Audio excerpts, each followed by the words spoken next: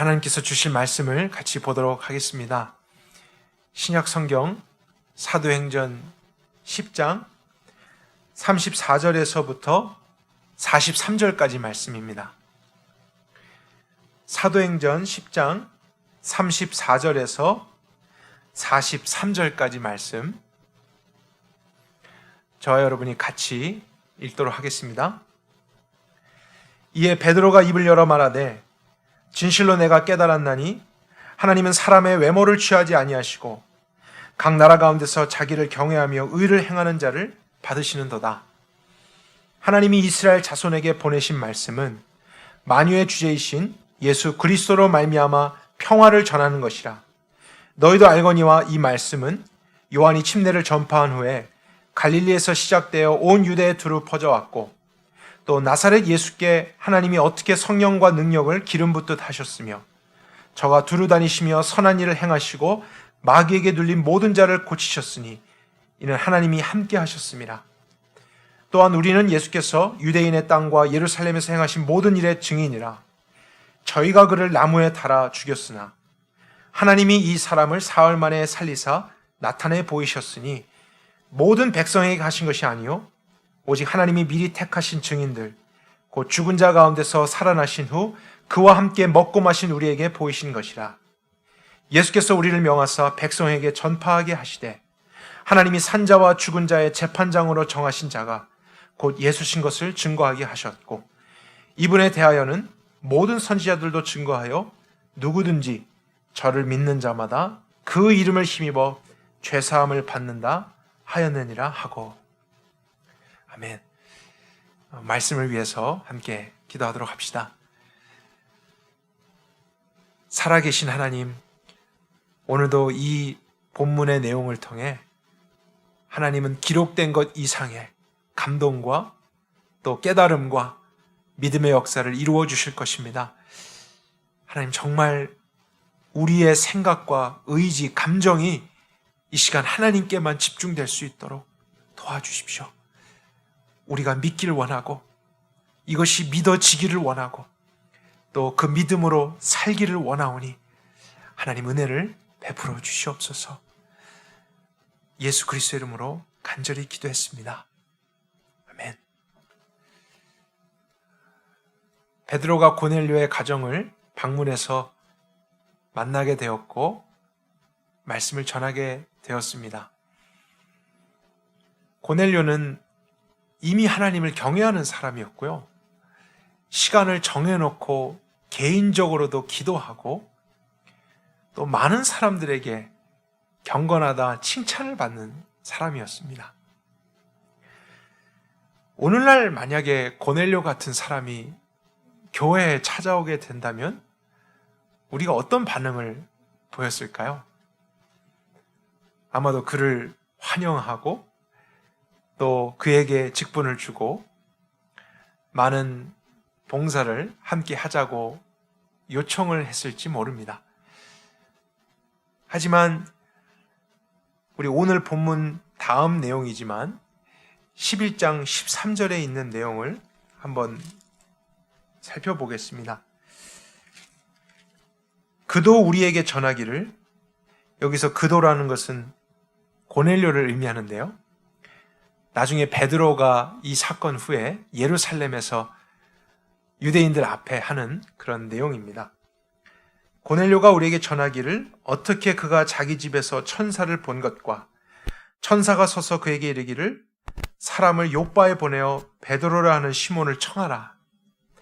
그가 너와 내 온 집이 구원받을 말씀을 내게 이르리라 했다 하니라. 그래서 하나님은 고넬료에게 나타나셔서 베드로를 청해서 구원을 얻을 말씀을 들으라고 하셨습니다. 그럼 우리가 무엇을 알게 되는 것이죠? 그랬던 고넬료라 할지라도 지금 현재적으로는 구원을 받지 못한 상태였다는 것을 알게 되는 것입니다. 우리가 모든 사람의 구원을 판단할 수는 없죠. 그러나 이런 내용을 통해서 생각해 본다면 구원의 기준이라는 것은 얼마나 많이 자주 기도를 하는가에 있는 것도 아니고요. 또 사람들에게 얼마나 믿음에 대해서 칭찬을 받는가, 경건한 삶을 살고 있는가 하는 것도 아니라는 것을 깨달아야 한다는 것입니다. 누구에게나 이런 오해가 있을 수 있습니다. 그렇기 때문에 교회 안에서 오랫동안 있었던 사람이든지 아니면 그렇지 않았던 사람이든지 우리는 복음을 깊이 깨달을 필요가 있습니다. 고넬료와 같은 삶을, 하나님을 알고 하나님을 위해서 뭔가를 하는 삶을 평생 살았음에도 불구하고 마지막에 하나님이 보셨을 때는 그 문제가 해결되지 않아서 심판을 받게 되는 일이 있다면 그것보다 안타까운 일이 어디에 있겠어요? 또한 베드로도 복음을 전한 후에 복음을 더 깊이 깨닫게 되었다는 것을 우리 지난 시간과 지지난 시간에 살펴보았습니다. 이것은 복음이라고 하는 것이 구원을 받지 못한 사람에게만 필요한 어떤 게 아니라요, 이미 구원을 받았고 중생의 경험을 했던 믿는 사람들에게도 계속해서 필요한 하나님의 지혜고 능력이라는 것을 깨닫게 하는 것입니다. 우리가 믿은 사람이라 할지라도 복음의 구체적인 내용들을 더 자세히, 더 성경적으로 온전히 알아가려고 하는 것을 멈춰서는 안 됩니다. 이제 그것은 다 했으니까, 그것은 결단하고 믿었으니까 하면서 다른 비본질적인 것에 많은 관심을 갖게 되는 순간 우리는 믿음의 성장을 경험하지 못합니다. 복음은 믿은 사람들의 믿음을 더 온전케 하고 더 견고케 하는 하나님의 능력입니다. 그래서 우리가 이런 것들을 생각하면서 오늘 특별히 베드로가 고넬료 집에 방문했을 때 전했던 메시지, 복음 자체에 대한 내용을 본문을 중심으로 살펴보도록 하겠습니다. 36절로 가볼까요? 베드로가 이제 입을 열어서 고넬료에게 말씀을 전할 때 이렇게 시작을 하죠. 하나님이 이스라엘 자손에게 보내신 말씀은 만유의 주제이신 예수 그리스도를 말미암아 평화를 전하는 것이라. 그런데 개역 개정이나 다른 성경들, 또 영어 같은 성경의 이 구절을 확인해 보면 이렇게 번역되어 있습니다. 만유의 주 되신 예수 그리스도로 말미암아 화평의 복음을 전하사. The gospel, peace through Jesus Christ. 대부분의 성경들은 이때 베드로가 전한 것의 핵심이 화평의 복음이라는 내용이라는 것을 강조해 주고 있습니다. 복음은 복음인데 피스를 주는 복음이에요. 화평케 하는 복음. 그렇다면 이것을 통해 우리가 깨닫게 되는 것이 있어요. 이 복음이라는 것이 피스, 화평, 평화를 주는 것이기 때문에 복음을 아직 알지 못한 상태, 믿지 않은 사람의 상태는 화평이 없는 상태, 평화가 없는 상태라는 가정을 해야 한다는 것입니다. 우리에게는 평화가 필요해. 만약에 어떤 사람이 이렇게 이야기했다면 그 사람의 현재적인 상태는 평화가 깨어진 상태겠죠. 뭔가 갈등이 있거나 싸움이 있거나 전쟁 중인 상태, 또 원수되어진 상태일 수 있습니다. 그래서 평화가 필요하다, 평화를 갈망하게 되는 일이 있는 것처럼 복음이라는 것도 우리의 상태가 무엇인지를 처음에 정확하게 이야기해 주고 있습니다. 우린 그것을 고넬료에게 적용해 보며 생각해야 할 것이에요. 왜냐하면 이 말씀의 1차적인 대상은 고넬료였기 때문입니다. 그는 기도를 하고 구제도 하고 제사도 드리고 경건하게 살았습니다. 누가 보아도 하나님과 가까이 있는 것 같아요. 잘 지내고 있는 것 같죠. 하지만 영적으로 보게 될 때 그는 아직 하나님의 원수였습니다. 하나님의 진노의 대상이었다고요. 그가 이방인이기 때문에 그런 것이 아닙니다. 아직 죄의 문제를 해결받지 못했기 때문입니다. 고넬료와 같은 사람도 하나님의 진노를 받는 대상이 될 수 있다는 것, 이것을 이해하지 못하면 복음이 왜 중요한 것인지 우린 깨달을 수가 없습니다. 화평을 주는 복음, 평화를 주는 복음. 우리는 원래 하나님과 원수된 관계고 진노를 받아야 되는데 그 문제를 해결하여 하나님과 화목하게 할 수 있게 하는 복음. 베드로는 이것에 대해서 이제 전하기 시작했던 것이죠.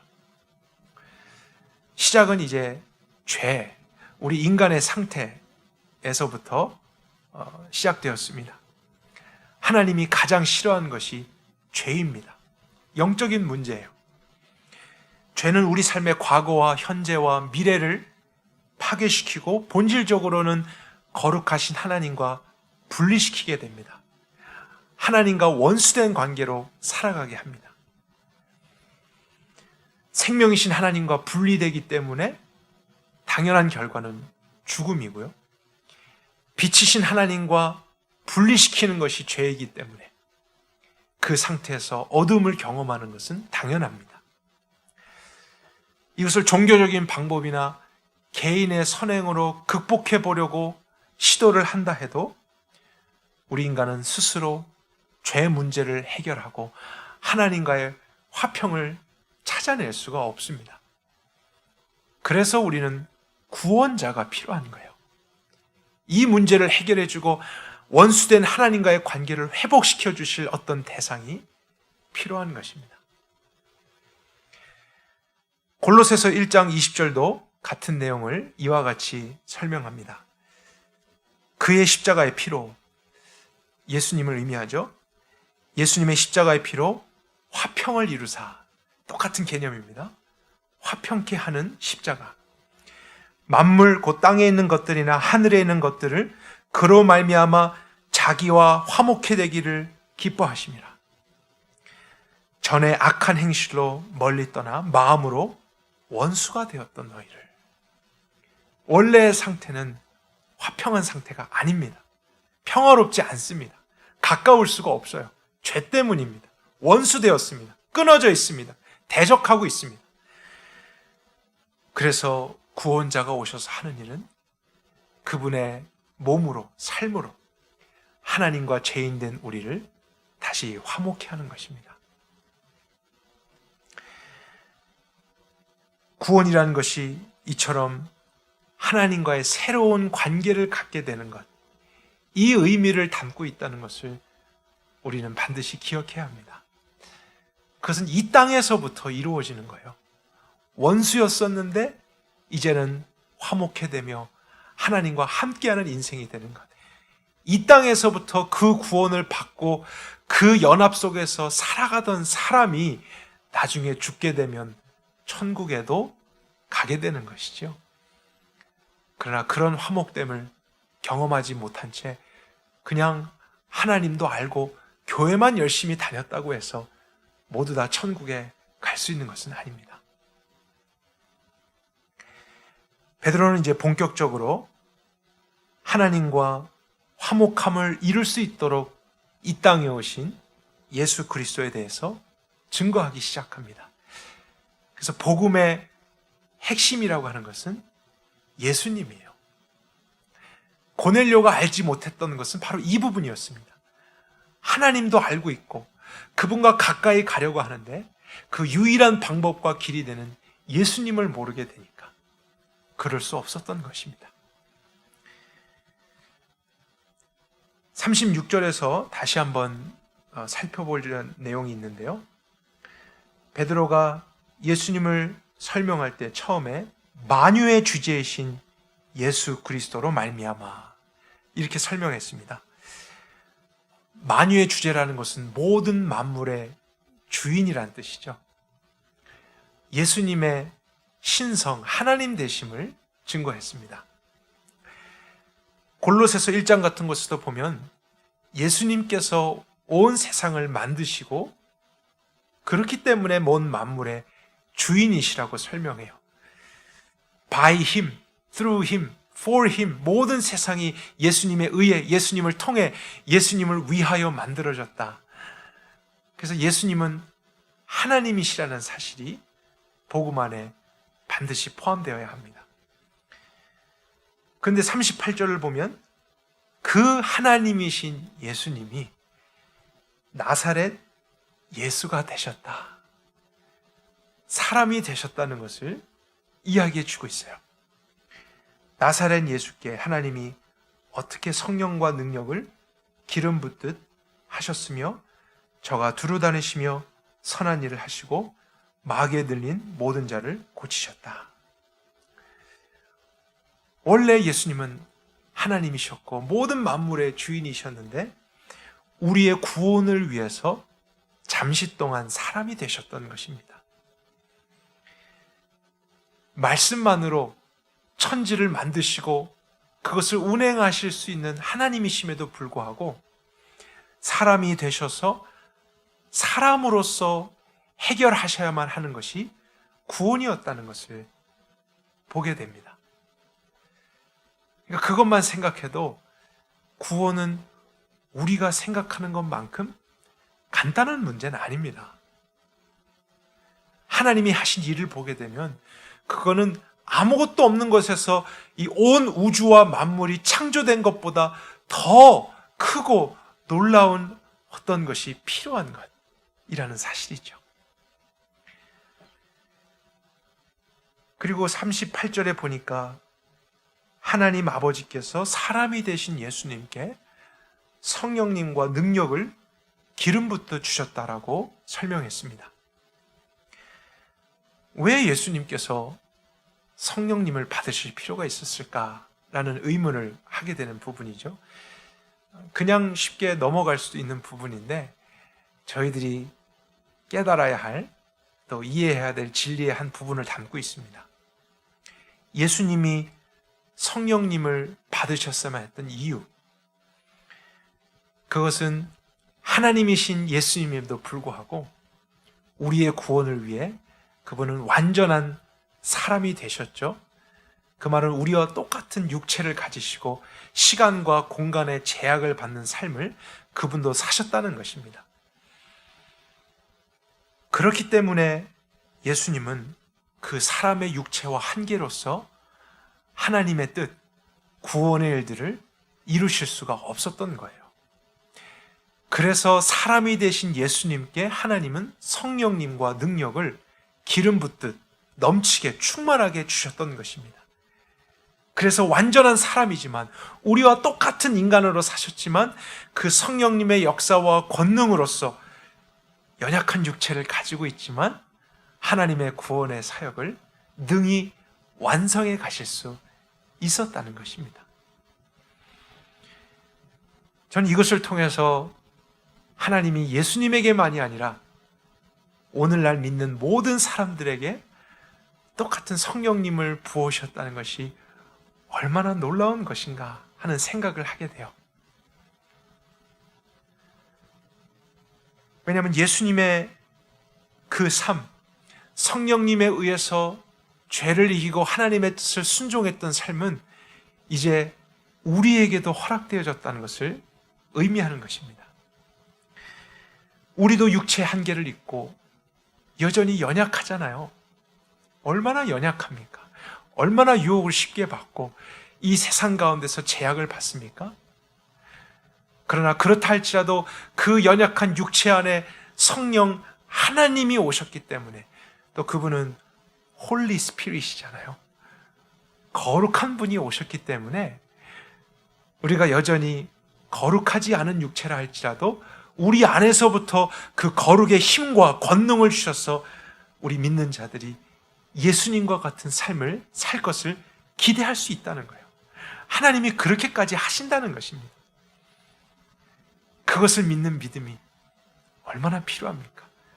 우리의 힘과 능력 의지하지 않고 이제 우리에게 주신 성령님을 따라서 행하고 그분의 권능으로 죄를 이기며 온전한 순종을 이길 수 있는 것, 이것도 복음에 포함되는 너무나 중요한 사실이 아닐 수 없습니다. 38절 계속 볼까요? 나사렛 예수께 하나님이 성령과 능력을 기름 붓듯 하시며 예수님이 두루 다니시며 선한 일을 하시고 마귀에게 눌린 모든 자를 고치셨다고 했습니다. 예수님께서 이 땅 가운데 여러 가지 일들을 하셨죠. 병든 자를 고치기도 하고 또 기적을 행하기도 하셨습니다. 그러나 핵심적으로 하신 가장 중요한 일은 마귀에게 눌린 자들을 건져주시는 것이었습니다.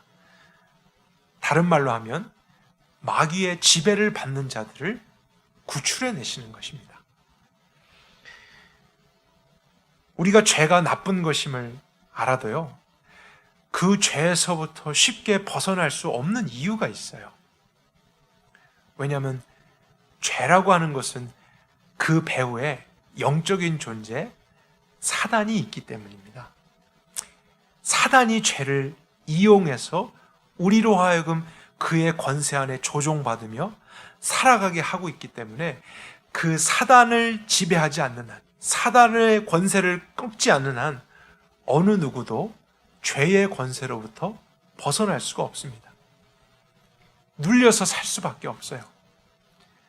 종으로서 지배를 받으면서 살 수밖에 없습니다. 그런데 보이지 않는 사단과 우리가 어떻게 싸울 수 있겠어요?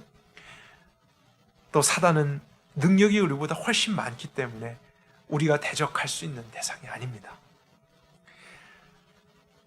우리가 교육을 많이 받고 경제적인 수준이 올라가고 뭔가 대단한 체험을 했다고 해서 이 문제를 해결할 수 있는 것이 아니라 구원자가 오셔서 이 죄의 문제와 그 죄를 통해서 역사하는 사단의 권세를 꺾어주셔야만, 그것을 깨트리셔야만 우리는 이제 온전한 구원을 경험할 수 있는 것입니다. 예수님이 우리를 위해 그런 일을 하셨다는 것, 얼마나 놀랍고 기쁜 소식입니까? 그것을 위해서 예수님께서 하신 이제 구체적인 일들이 있었는데 베드로가 무엇을 설명했는지 말씀을 계속 보겠습니다. 39절입니다. 또한 우리는 예수께서 유대인의 땅과 예루살렘에서 행하신 모든 일의 증인이라 유대인들이 그를 나무에 달아 죽였다. 그래서 사단의 권세에서 잡혀 살아가는 자들을 구원하기 위해, 죄의 문제를 해결하기 위해 하나님이신 그분이 사람까지 되셔서 오셨는데 갑자기 어느 날 예수님이 유대인들에 의해서 십자가에 죽임을 당하신 일이 있었다는 것을 증거합니다. 참 이상한 일이죠. 그렇게 많은 능력이 있으시고 거센 파도도 잠잠케 하시고 심지어 죽은 사람도 일으키셨던 예수님이 어느 날 유대인들에게 힘없이 잡혀서 죽임을 당하셨어요. 근데 그것은 유대인들의 힘이 너무 셌기 때문에 예수님이 어쩔 수 없이 죽임을 당한 것이 아니었습니다.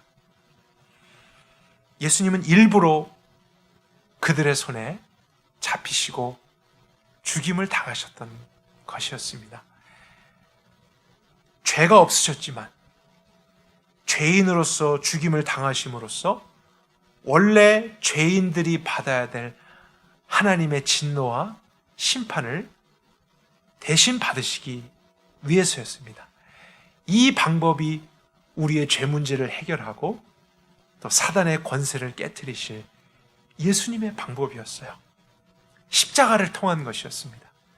그분의 죽음을 통한 것이었어요. 예수님의 위대함은 많은 능력을 행하고 기적을 행하셨던 것이 아닙니다. 그런 겉으로 보여지는 능력과 어떤 초자연적인 역사는 사단도 흉내낼 수 있는 것들이었어요. 그러나 사람의 몸으로 오셨지만 죄를 짓지 않으시고 하나님의 뜻에 온전한 순종을 이루셨다고 하는 것, 이것이 예수님의 위대함입니다. 우리와 똑같은 상황 가운데 있으셨지만 하나님과의 바른 관계를 지키고 완전한 의를 이루신 예수님, 이것이 예수님의 위대함입니다. 그런데 그런 예수님이 죄인으로서 죽임을 당하게 된 것은 얼마나 억울한 일이에요. 그런 죄가 하나도 없으신 분인데 가장 끔찍한 죄를 지은 죄인처럼 십자가에서 죽임을 당한 것 아닙니까? 그러나 하나님께서 이제 이루시는 구원의 그림은 이런 것이죠. 예수님은 이 땅 가운데서 사람이지만 죄를 짓지 않고 온전한 일을 이루셨고, 우리는 하나님과 원수된 관계로서 사실 마땅히 하나님의 진노와 심판을 받아야 될 대상이었죠. 그런데 예수님이 십자가에서 죽으심으로 우리를 위한 하나님의 진노와 심판을 대신 받으심과 동시에 교환이 이루어지는 거예요. 예수님이 사람으로서 이루어 놓으신 하나님과의 바른 관계와 의를, 그것을 믿는 자들에게는 선물로 주시는 것입니다.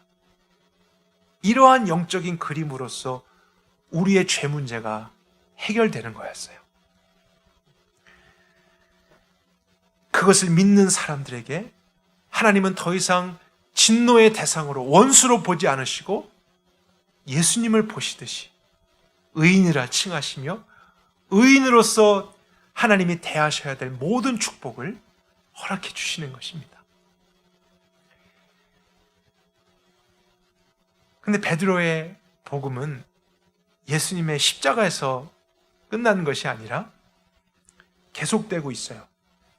40절에 보니까 유대인들이 그를 나무에 달아 죽였으나 하나님이 이 사람을, 여기서 예수님을 사람이라고 이야기한 것이 중요한 의미를 담고 있는 것입니다.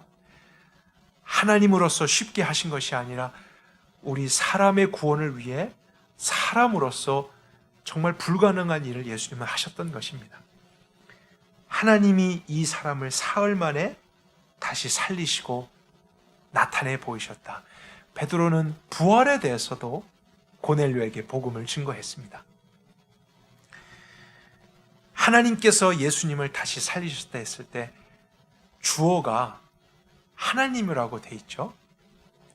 예수님이 죽으셨다가 스스로 일어나신 게 아니라 하나님이 예수님을 일으키신 것입니다. 부활시키셨던 거예요.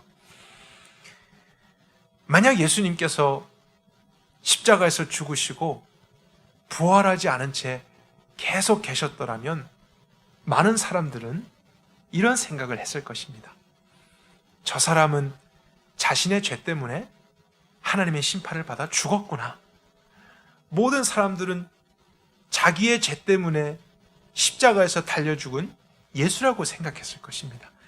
거짓말이었지만 보여주는 모습은 그렇게 끝이 났기 때문이죠. 그런데 하나님이 예수님을 다시 친히 살리셨다는 것은 예수님께 사실은 죄가 없었다는 것을 증명하는 거예요. 왜냐하면 하나님은 자기 죄로 인해서 죽은 어떤 사람을 다시 살리시는 일을 하지 않습니다. 그러면 이 세상의 모든 사람 자기 죄 때문에 다 죽었다가 다시 살아나게요?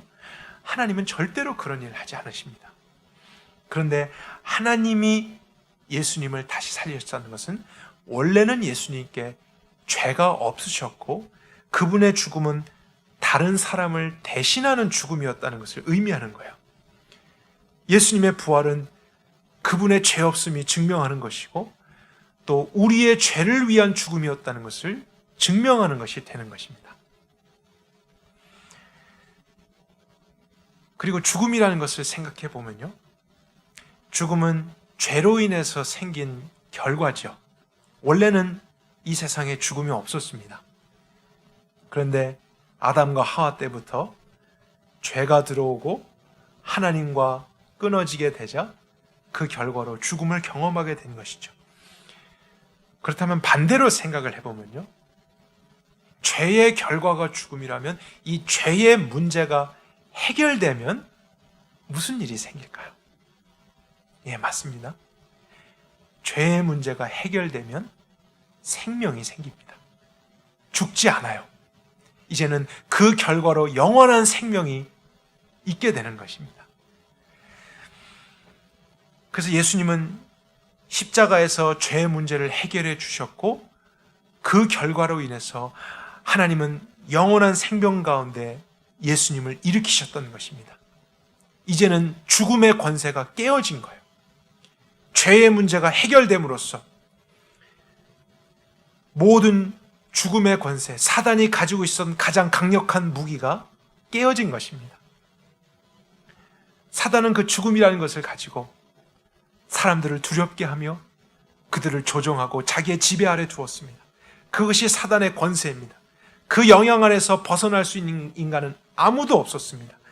그런데 예수님께서 부활하심으로 죽음의 권세를 깨트리시사, 사단의 권세를 깨트리시사, 이제 그것을 믿는 모든 사람은 죽지 않고 영원히 살게 되는 축복을 받게 되는 거예요.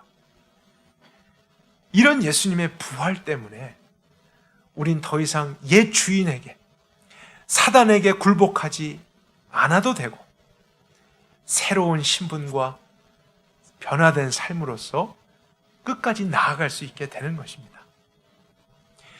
십자가의 죽음으로 인해서 우리의 죄의 용서가 이루어졌고, 예수님의 부활로 말미암아 사단의 권세가 깨어져 영원한 생명의 삶을 실질적으로 살게 되는 것이 가능해졌다는 것. 이것이 우리가 믿어야 될 기쁜 소식이고, 또 고넬료의 가정 가운데 이날 임했던 메시지였던 것입니다.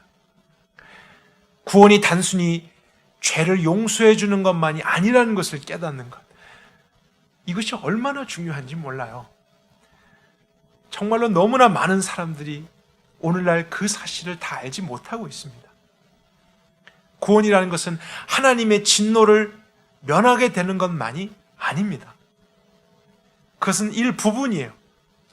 먼저 용서함 받고 진노를 면하게 받게 된 후에 이제는 사단의 깨어진 권세에서 벗어나 해방되어서 하나님의 백성답게 죄의 지배받지 않고 마귀의 지배받지 않고 이제는 죄를 이기며 세상의 원리를 이기며 거룩한 삶을 살아갈 수 있는 것까지가 구원입니다.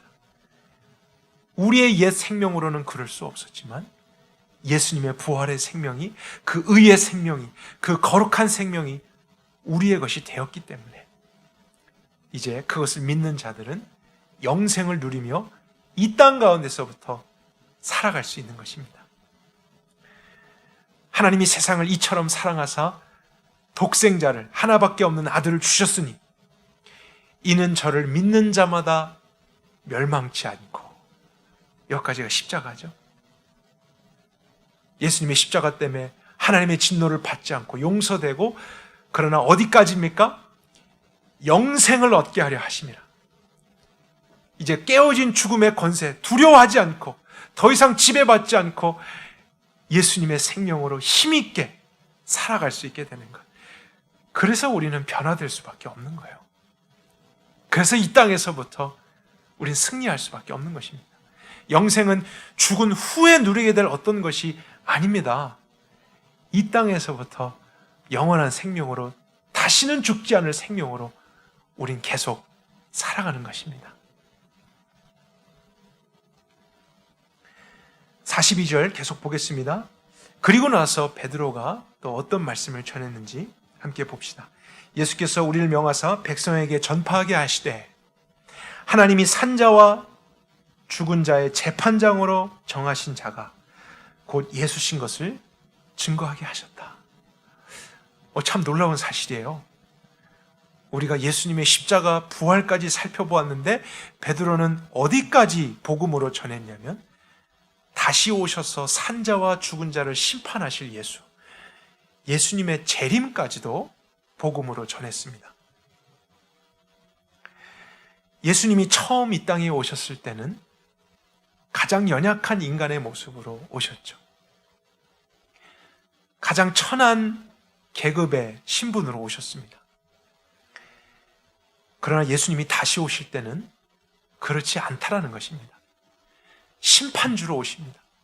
온 천하를 호령할 왕의 모습으로 위엄 있게 오시고 모든 천사들이 나팔을 불고 호위하면서 모든 사람들이 알아보는 가운데 다시 오실 것입니다.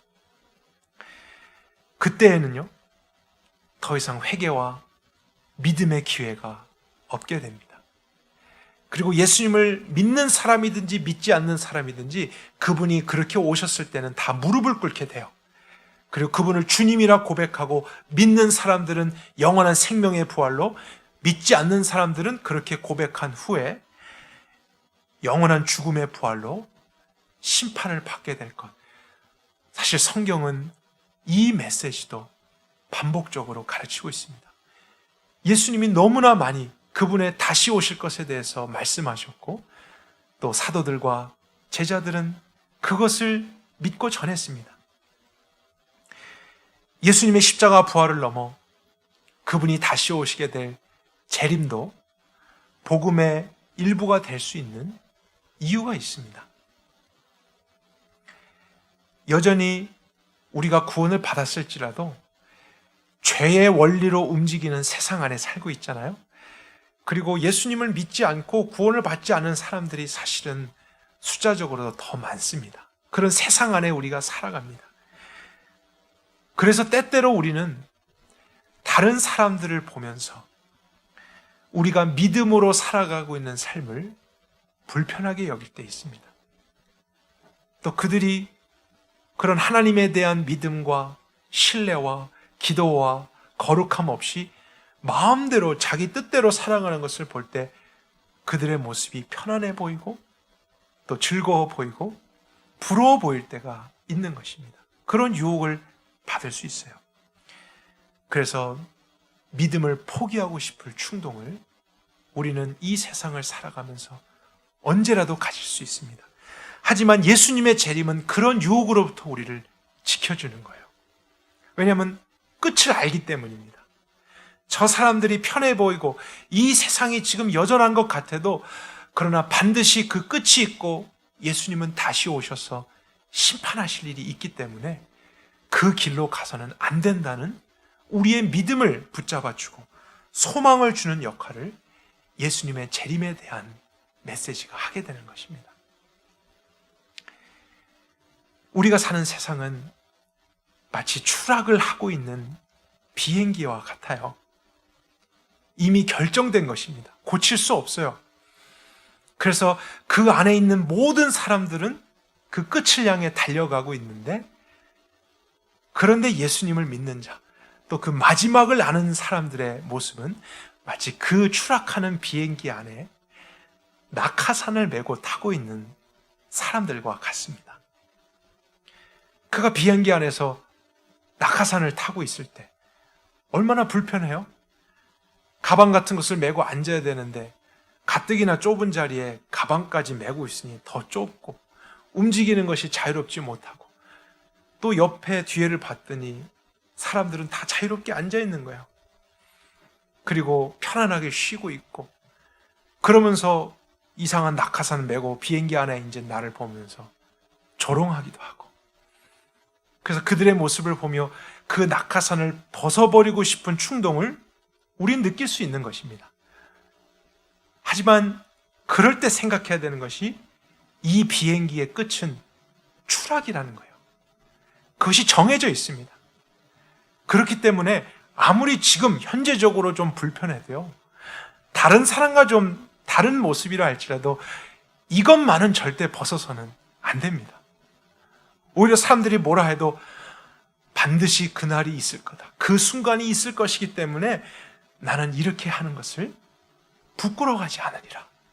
조금 불편해도 내가 버릴 것으로 여기지 않고 끝까지 지키리라 하는 이러한 믿음, 다시 오실 예수님에 대한 믿음 때문에 가질 수 있는 것인 줄 믿습니다. 복음이에요. 그 기쁨 때문입니다. 그 소망 때문에 현재적인 어떤 어려움과 고난과 조롱과 핍박과 불편함도 감수하고 인내하고 끝까지 믿음으로 이 길을 걸어갈 수 있게 되는 것. 이것이 예수님이 우리를 위해서 이루신 모든 것입니다. 베드로가 이런 내용으로 고넬료와 그 가정에 있는 사람들에게 전했을 때 놀랍게도 말씀을 계속 전하고 있는 중에 성령님이 사람들에게 내려오기 시작했어요. 그래서 어떤 가시적인 변화들이 보이기 시작했습니다. 그들이 성령님을 받았다는 것은 한 가지 이유밖에 없는 것이죠. 말씀을 듣는 중에, 이 예수님에 대한 사실을 듣는 중에 그들이 각자가 마음에서 그분을 믿기 시작한 거예요. 이전까지 하나님은 알고 있어도, 그분에 대한 열심을 가지고 스스로 가까이 하려고 노력은 했어도 그럴 수 없었던 상태에서, 여전히 원수되고 어두웠던 상태에서 그것을 해결할 예수님을 믿게 되자 그분으로 말미암아 하나님과 화목함을 누리게 되고 그 화목을 완성시켜줄 예수님을 선물로 받게 되었던 것입니다. 그래서 이방인에도 불구하고 고넬료는 이제 그 하나님이 열어주신 관계 안에서 모든 축복을 누리며 하나님의 백성으로 살아가게 되었을 것입니다. 오늘날에도 이러한 복음이 전해지는 곳에 성령님의 역사로 말미암아 사람들은 변화되고 구원을 받게 되는 일이 있습니다.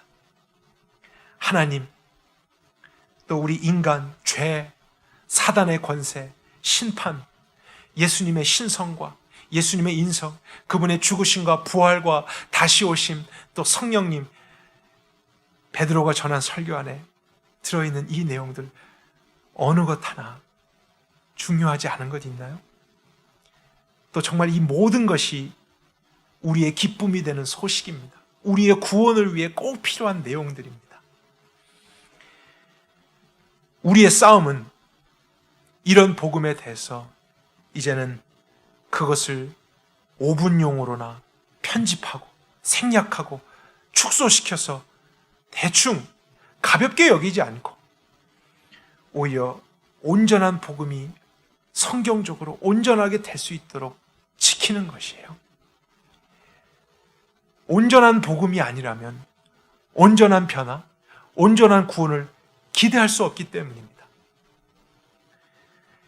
하나님에 대한 두려움도 없고 죄에 대한 이해도 성경적으로 없는 사람은 예수님과 복음을 기뻐할 리가 없습니다. 가볍게 받은 것은 가볍고 쉽게 또 버릴 수 있어요. 그러나 그럴 수는 없는 것입니다. 또 예수님과 복음을 통하지 않은 채, 그 깊이가 없는 채로 성령님의 은사와 능력만을 쫓아가는 것도 이 시대에 얼마나 잘못된 문제입니까? 아니면 성령님이 이루시는 이 구원의 완성을 알지 못한 채 그냥 예수님만 알면 된다고 생각하는 그 무지함 속에 오늘도 자기 힘으로 그리스도인의 삶을 살다가 외식에 빠지고 종교주의에 빠지고 또 다른 잘못된 길로 가는 사람들도 얼마나 많이 있습니까? 여러분, 우리 모두 복음이 필요합니다. 이미 믿은 사람이나 아니면 믿지 않은 사람 모두에게 현재적으로, 아니 내일도, 아니면 이 세상을 끝나는 마지막 날까지 가장 필요한 것이 있다면 이 복음입니다. 이 복음을 더 바르게 알고 경험하는 거예요. 저와 여러분에게 그러한 일들이 있길 바랍니다. 우리 다시 복음으로 돌아가십시다.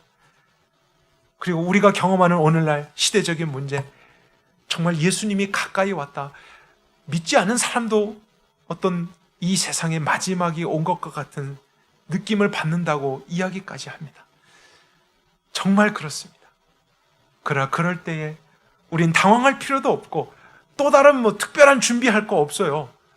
이미 알고 있었던 복음이라면 더 바르고 더 자세하게 알며 그 복음의 실제 안에 들어가는 것. 오늘도 나에게 그 복음 더 들려주십시오. 또 알게 된 것, 정말 그것이 나에게 실제가 되게 해주십시오. 우리가 그것으로 우리 자신을 준비하며 또 그것을 전하게 되는 자리에 서게 될 때 하나님은 그 복음의 비밀함으로 말미암아 이 시대 가운데서도 완전한 평화와 기쁨과 만족을 우리 안에 이루실 것을 믿습니다. 하나님께서 하실 그 놀라운 일 기대하며 우리 모두가 복음 앞에 설 수 있기를 바랍니다. 함께 기도하십시다. 살아계시며 신실하신 여호와 하나님, 오늘도 우리에게 다른 것이 아닌 하나님의 지혜와 그 능력, 온 우주 만물을 아무것도 없는 것에서 모든 것으로 창조하신 것보다 더 위대한 능력, 예수 그리스도와 그 복음에 대해서 듣게 하시고 이해하게 하시니 감사합니다. 우리 안에 조금이라도 무지함이 있었다면 깨우쳐 주시고, 조금이라도 방심함이 있었다면 다시 한번 경각심을 갖게 하시고, 조금이라도 교만한 마음이 있었다면 이 말씀 앞에 겸손케 하사 날마다 복음으로 살아가는 하나님의 백성 되게 하옵소서. 또 이 복음을 전함으로써 사단과 마귀의 권세 가운데, 죄의 굴레 가운데 오늘도 소망 없이 살아가는 많은 자들이 빛을 보며 생명으로 나올 수 있게 되는 축복이 있게 하옵소서. 사회적인, 국가적인 위기 속에 너무나 많은 사람들이 힘들어하고 있습니다. 그들을 돕고 또 우리도 이겨낼 수 있는 다른 방법 없습니다. 예수 그리스도와 그 복음이면 충분하다는 것, 그 안에 하나님이 하실 모든 일이 있다는 것을 우리가 오늘도 확신하며 더 그 복음의 깊은 바다로 우리가 뛰어들게 하여 주시옵소서. 하나님께서 그렇게 하실 것을 믿고 의지하고 감사를 드리며 예수 그리스도의 이름으로 기도했습니다. 아멘. 우리 각자의 자리에서 함께 또 기도한 후에 예배를 마치도록 합시다. 오늘 하나님께서 알게 하신 그 복음의 사실들을 우리가 생각하면서 기도했으면 좋겠어요.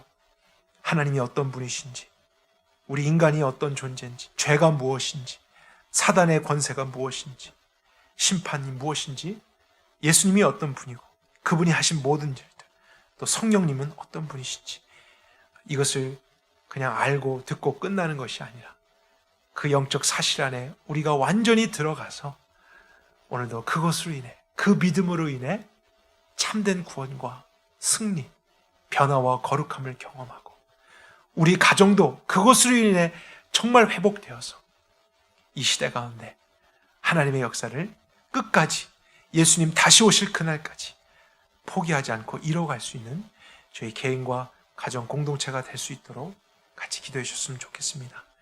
또 오늘도 한번 기도할까요? 우리 알칸소 생수교회 오인희 목사님 둘째 아들 규선이가 이제 검사 결과를 또 계속 기다립니다. 형제들의 골수가 맞아야 또 수술을 할 수 있는데 사실 그 가능성은 굉장히 희박합니다. 하나님께서 어떠한 방법으로든지 또 치유하시고 인도하실 수 있지만, 또 그런 방법이 치유하길 원하시는 방법이라면 주님께서 사용해 주시고 그 마음의 어려움과 상황 속에 계속 소망을 주시며 주님께 목사님 가정과 공동체 모두가 가까이 나올 수 있도록, 또 그 주변에 또 우리 가정 공동체 안에서도 여러 가지 이유로 인해서 힘들고 또 도움이 필요한 형제 자매들을 생각하며 서로를 위해 기도하는 시간도 꼭 가질 수 있길 바랍니다. 우리 함께 기도하도록 하겠습니다.